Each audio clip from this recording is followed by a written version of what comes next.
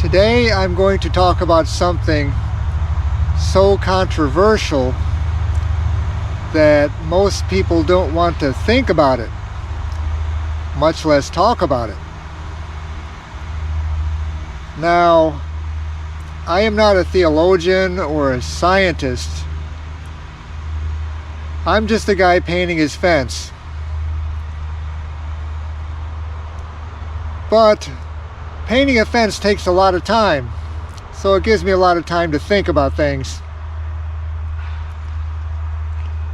Now, you can call me stupid, you can call me insane, you can call me a fool. That's your right, under the First Amendment.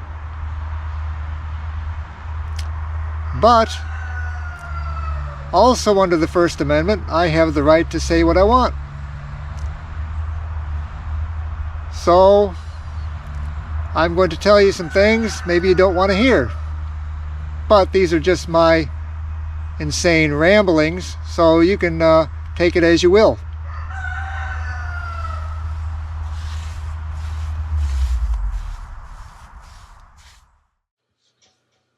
What if I was to tell you that we are all trapped in a construct partly of our own making, a sort of artificially produced non-reality within the physical universe, and have fallen so far down the rabbit hole that we could never get out, even if we wanted to?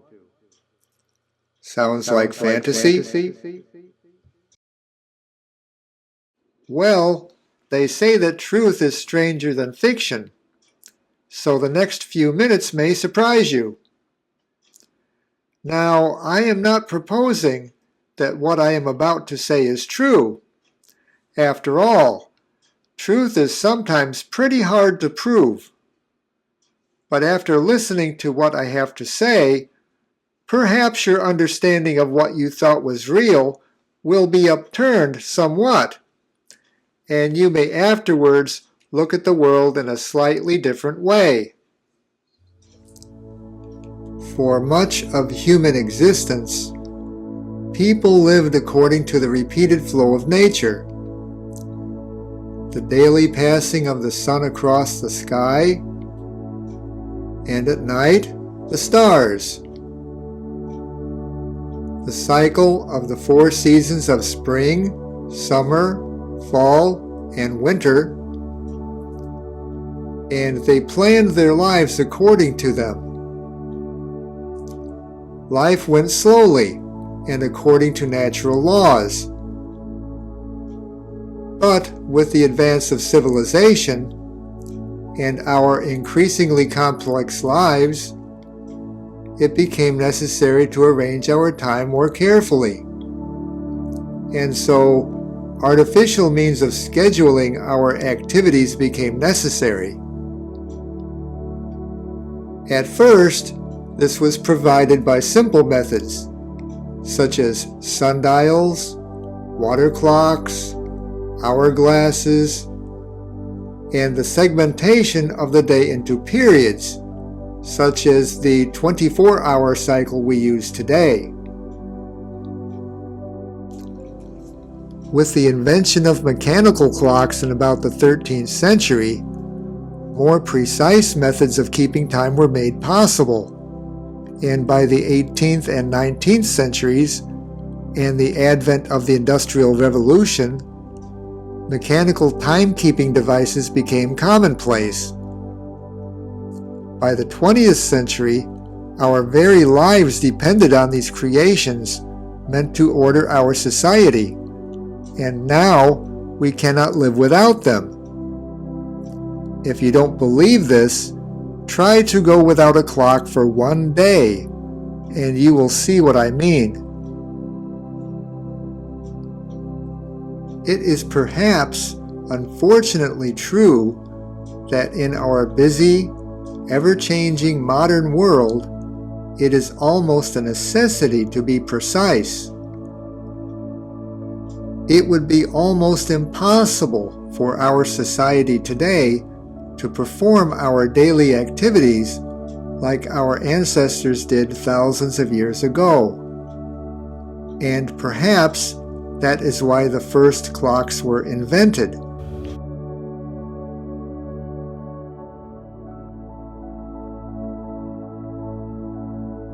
But we also must not forget that this breaking up of time into segments is not a natural thing. Days do not stop at midnight. Years do not begin on January 1st. The cycle of nature is not ruled by ticks on a clock or lines on a calendar, but flows continuously like a river, slowly but inexorably from the beginning to the end of time.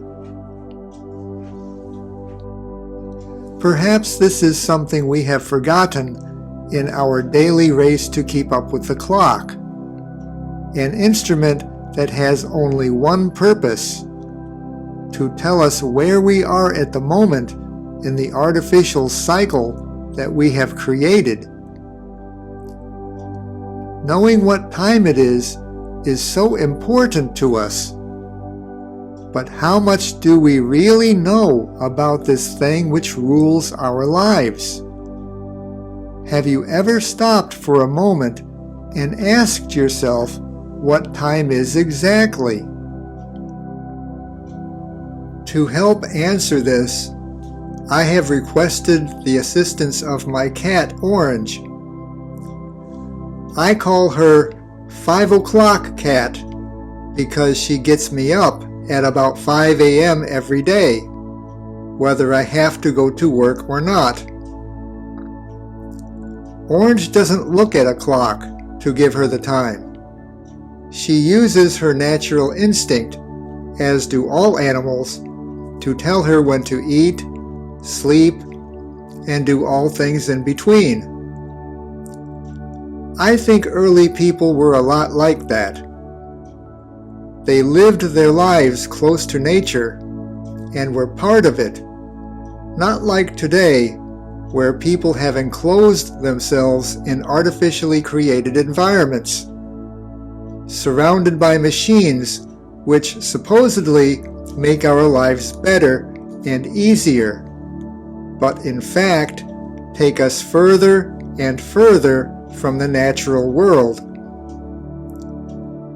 I think we all still have this natural instinct to know where we are at any moment in time, but in our efforts to understand and control this instinct, we have quantified and subdivided it into segments such as hours, minutes, and seconds, and now it is considered by us to be more of a mechanically produced measurement than a natural ability.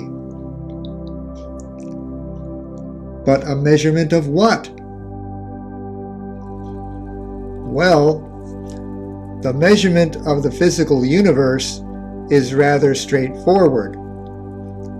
For example, the distance between 2 points has been labeled as the dimension of length. If another point is placed outside this line, this creates another dimension, which we call width. If another point is put outside the plane formed by these 3 points, this creates a third dimension, which we call height. These 3 dimensions are considered to be the building blocks of all that physically exists. And the sum of these 3 dimensions, length, width, and height, creates a measurable volume, which could hold one or any number of things. And if it is expanded far enough, it theoretically could contain the entire universe. Now let's imagine the volume indeed represents the universe, and is filled with stars and galaxies instead of apples. Can you see in this example there is still one thing missing? Movement. Scientists say that before the hypothesized Big Bang, the event that created the universe, all matter was compressed into a very small point, and although there may have been a volume to this compressed point, there would have been no movement, change, or time. These three things only began at the moment the universe expanded from this point. So time must have something to do with change and movement, not with volume, and therefore not with the first three dimensions. Time is hard to explain, even for an expert, and I am not a physicist, so I think to simplify things, it would be good to use the analogy of comparing time to a conveyor belt. Conveyor belts, as their name implies, convey or carry things from one place to another by means of a continuous belt. Something is put on one end of the belt, and it moves along until it reaches the other end. Now, try to imagine we are at one end of the belt and facing forward towards the beginning of the belt as something is put on. We are glued to the floor and cannot move, nor can we see any other part of the belt except this very end. This end of the belt, which is the focus of all our consciousness, represents the point of creation, where things appear in the three dimensions of reality. This point of creation is what I believe to represent the present. Now, once the object is put on the belt, it immediately moves away, behind us, and out of our sight. This movement away from the end of the belt and out of our immediate consciousness, I believe represents the past. As you can see from this analogy, the present is very short, almost infinitesimal, and the past is very long. If you don't believe me, try blinking your eyes, an effort that takes only a millisecond. Once you have blinked, what you have just done is finished and is no longer in the present, but is now in the past. But you say, I am living in the present. All around me is the present. So, how do you define present? Today? This week? This year? If you think about it a bit, you will see that what we consider the present is not really that at all. It is actually mostly the past. If it is 5:01 p.m. now, 5 o'clock is already in the past. We are all actually living in that initial microsecond of creation, which defines the present. But as we cannot mentally live in this millisecond of existence, we include some of the past to construct a generalized now, a safe bubble of reality within which we can comfortably exist and mentally accept. So, if the present is just a short segment of time that represents creation and existence, What is the past? The past, as a part of time, is not one of the first three dimensions of length, width, and height, and therefore does not occupy space. Also, the past is not actively part of the cycle of change and movement that defines the present. The past instead is memory, and therefore, as a physical entity, the past does not actually exist. Only the microsecond of the present physically exists. Without memory, there would be no past. For example, those people who have amnesia have lost their memories, and therefore the past does not exist for them. Reality is extremely individualistic, but the human species is a collective entity with the ability to share memory. So if someone does lose their personal memory and their past, it can sometimes be replaced for them to some extent by those around them who still have this ability. Animals, of course, also have the ability to remember. In fact, any living thing has the ability to remember, and this may be one of evolution's ways of ensuring survival. So the past does exist in a sense, but only in the minds of living things. The physical universe, not being a living thing, has no memory, and therefore everything in the physical universe is in the present.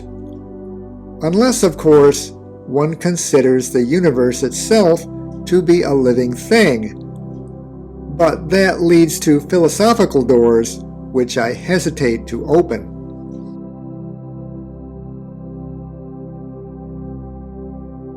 But if the past is not a dimension, physically or otherwise, and does not exist except in our minds, what does that say about the future? In my opinion, the future is similar to the past in that it does not actually exist. The future is not part of the three dimensions of reality. As the past is nothing but memory, the future is nothing more than intent and probability.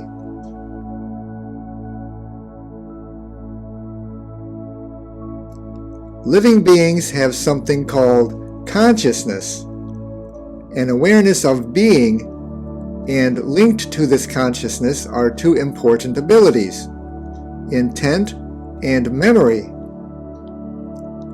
Based on what occurs in that microsecond of reality called the present, living beings can generally predict a smooth continuation of whatever function is occurring at the time, to make a continuous flow.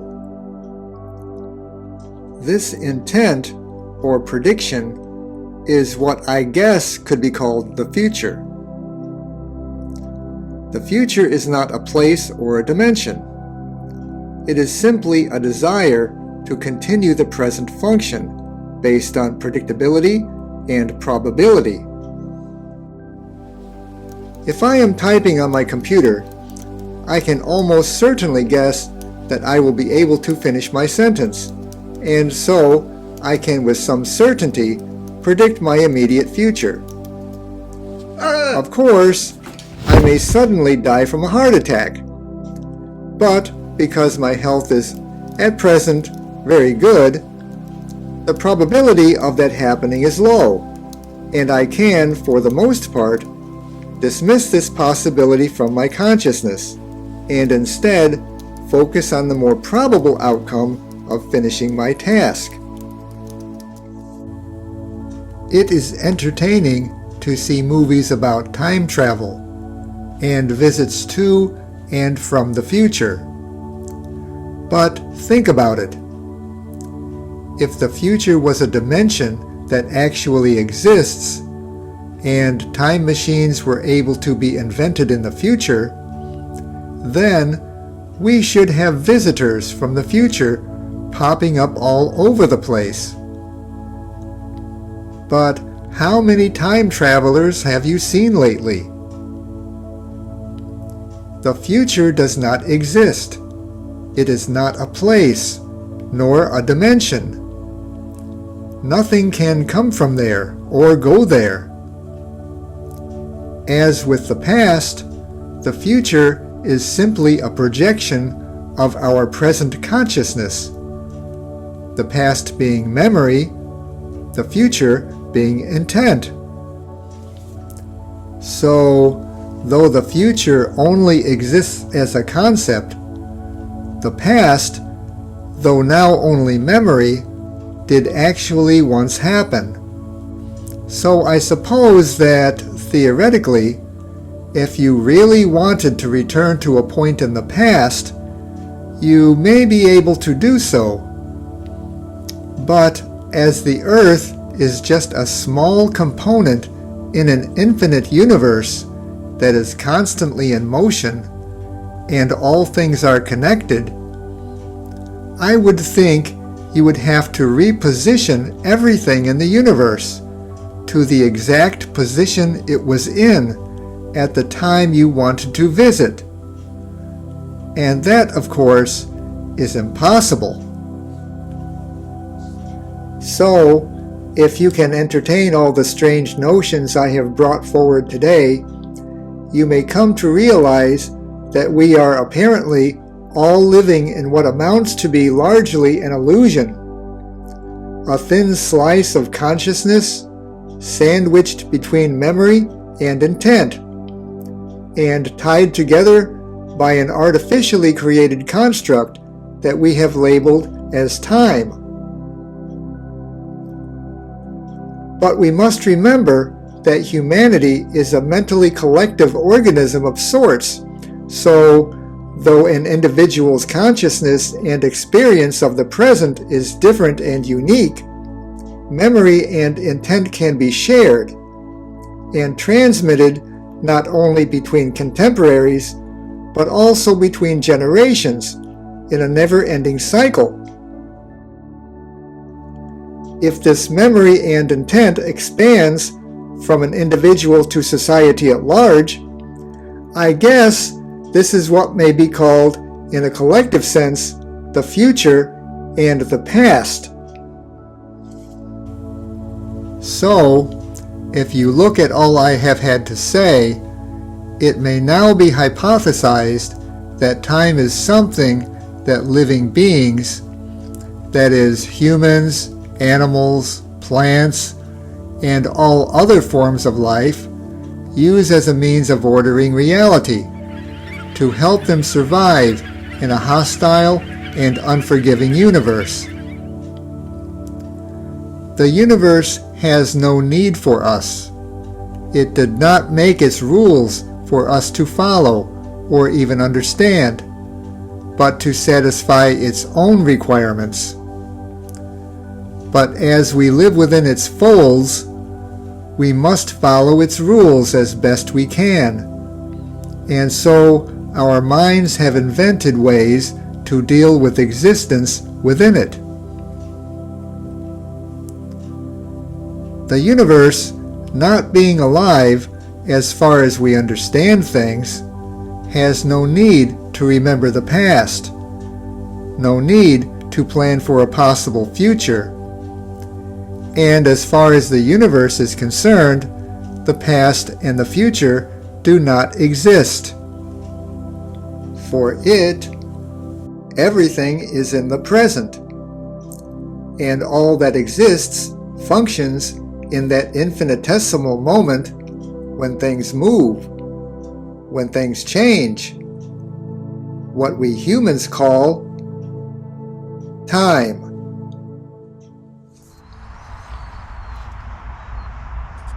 If what I have said today seems to border on heresy of conventional wisdom, I wouldn't lose any sleep over it. The sun will still come up tomorrow. You can still save in your 401 for your future retirement. After all, these are just ramblings of a deranged lunatic. But if what I have said today sparks a little something in your mind, then I've gotten my point across. Well, so much for my musings about time. Maybe if I paint long enough, I can come up with some conclusions about the meaning of life. Who knows?